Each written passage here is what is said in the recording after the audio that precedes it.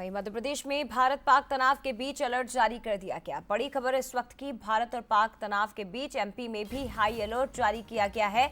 गृह विभाग ने गाइडलाइंस जारी कर दी है। तो गृह विभाग की ओर से आपदा प्रबंधन के मद्देनजर कुछ गाइडलाइंस जारी हुई है। पाकिस्तान से तनाव के बीच सरकार की अपनी तैयारियां हैं। जिलों के लिए आवश्यक दिशा निर्देश दे दिए गए हैं। सभी जिलों को अलर्ट मोड में रहने को कहा गया है। छुट्टियां कैंसिल कर दी गई है और जो छुट्टी पर गए हैं उन्हें वापस बुला लिया गया है। तो कुछ गाइडलाइंस हैं, वो जल्दी से आपको बताते हैं। दरअसल जीवन रक्षक दवाइयां उपलब्ध रहे, दवाइयों की कोई कमी प्रदेश में ना हो। साथ ही डॉक्टर स्टाफ के साथ मौजूद रहे, डॉक्टर अपनी ड्यूटी से नदारद ना रहे। ड्यूटी पर 24 घंटे डॉक्टर रहेंगे। ब्लड बैंक में सभी ग्रुप का रक्त उपलब्ध रहे, ये भी कहा गया है, ताकि खून की कमी किसी मरीज को ना हो। अस्पतालों, स्कूलों के टेम्पररी रहने की व्यवस्था भी की जाए।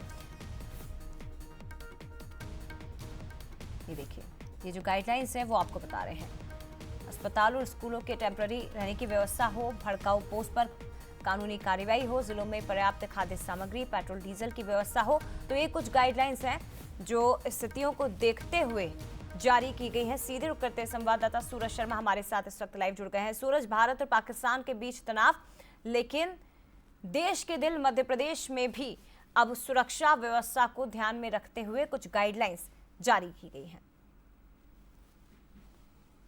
देखिए, बिल्कुल भारत पाकिस्तान के बीच जिस तरीके से तनाव चल रहा है उसको लेकर मध्य प्रदेश सरकार भी हाई अलर्ट पर है। तमाम दिशा निर्देश जो हैं अलग अलग कलेक्टरों को जारी किए हैं कि आपदा के समय में कौन कौन सी सावधानियां रखनी चाहिए, किस प्रकार की व्यवस्थाएं हों, उसको लेकर 14 पॉइंट के आधार पर दिशा निर्देश जारी किए हैं। सबसे पहले की बात करें कि दवाइयों की जो स्टॉक है वो भरपूर होना चाहिए, अस्पतालों में उचित प्रबंधन होना चाहिए। इसके साथ ही टेम्पररी स्कूलों में रहने की व्यवस्था होनी चाहिए। यदि कोई आपदा की स्थिति बनती है तो यदि लोगों को, नागरिकों को रहने की व्यवस्था करना है तो चूंकि छुट्टियां चल रही हैं, ऐसे में स्कूलों के वैकल्पिक व्यवस्थाएं होनी चाहिए। भंडारण को लेकर स्पष्ट निर्देश दिए हैं, खासतौर से केरोसिन की बात हो, जो सीएनजी गैस की बात हो या घरेलू एलपीजी सिलेंडर होते हैं, उनकी पर्याप्त व्यवस्था होनी चाहिए। और इस बात का भी ध्यान रखना चाहिए कि कोई अनावश्यक भंडारण इसका ना करे, क्योंकि हम देखते हैं ऐसी स्थितियों में कई बार स्टॉक जो व्यापारी हैं बाकी लोग कर लेते हैं, उससे कहीं ना कहीं शॉर्टेज होती है। तो अनाज का कोई स्टॉक ना हो, कोई राशन का स्टॉक ना हो, गैस का कोई स्टॉक ना हो, उसका लेकर ध्यान रखना है। इसके साथ ही सोशल मीडिया पर कोई भड़काऊ पोस्ट करता है तो उसको लेकर तमाम कलेक्टर एसपी को निर्देश दिए हैं कि उसका भी खासतौर से वो ध्यान रखें, किसी प्रकार की भड़काऊ पोस्ट जो है वो ना हो। इसको लेकर भारत सरकार भी लगातार गाइडलाइन जारी कर रहा है। इसके साथ ही जो खासतौर से ट्रेवल्स की बात होती है, जो लोक परिवहन है उसकी व्यवस्थाएं भी सुरक्षित होनी चाहिए। यदि लोगों को शिफ्ट करना है तो उसके लेकर परिवहन व्यवस्थाएं भी चाक चौबंद होनी चाहिए। तो अलग अलग स्थानों पर अलग अलग वैकल्पिक व्यवस्थाएं को लेकर सरकार ने दिशा निर्देश जारी किए हैं कि यदि कोई ऐसी स्थितियां बनती हैं तो सरकार जनता के साथ रहेगी, व्यवस्थाओं के साथ रहेगी, कहीं कोई गड़बड़ी नहीं होगी, कोई कमी नहीं होगी।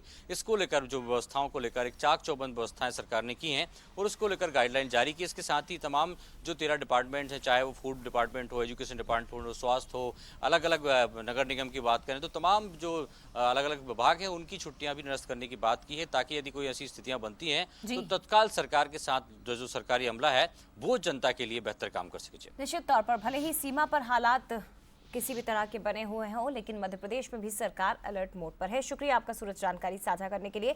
इधर भोपाल में भी अलर्ट जारी कर दिया गया है। दरअसल शहर को 7 जोन में बांटा गया है। एसडीएम के नेतृत्व में टीम का गठन हुआ और इस टीम में जोन के पुलिस प्रशासन शामिल है।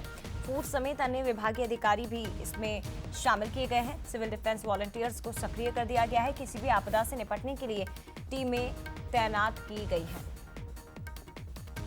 तो मध्य प्रदेश में अलर्ट, लेकिन राजधानी भोपाल में भी अलर्ट जारी किया गया है। ये बड़ी खबर है इस वक्त। शहर को 7 अलग अलग जोन में बांटा गया। एसडीएम के नेतृत्व में टीम का गठन हुआ है। सिविल डिफेंस वॉलंटियर्स को सक्रिय कर दिया गया है, एक्टिव कर दिया गया है। आपदा से निपटने के लिए टीमें तैनात कर दी गई हैं।